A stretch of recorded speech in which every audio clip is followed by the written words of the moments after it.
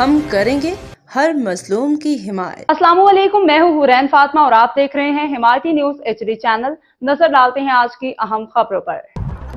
لکی textile میں سندھی مزدوروں کے خلاف کارروائیاں فوری طور پر روکی جائیں۔ عوامی راج تحریک پاکستان کے بانی چیئرمین بیرسٹر سید خلیل احمد نے کہا کہ گلشن اقبال میں واقع لکی ٹیکسٹائل میں بینہ طور پر سندھی مزدوروں کی برطرفی، واجبات کی عدم ادائیگی اور احتجاج کے دوران 59 مزدوروں کے خلاف FB ایریا تھانہ میں FIR کا اندراج تشویشناک ہے۔ انہوں نے مطالبہ کیا کہ مزدوروں کے خلاف درج FIR فوری واپس لی جائیں، ان کے واجبات ادا کیے جائیں، برطرف مزدوروں کو ملازمتوں پہ بحال کیا جائے۔ انہوں نے کہا کہ عوامی راج تحریک متاثرہ مزدوروں کے ساتھ کھڑی ہے، ان کے آئینی جمہوری حقوق کے تحفظ کے لیے اپنی آواز بلند کرتی رہے گی۔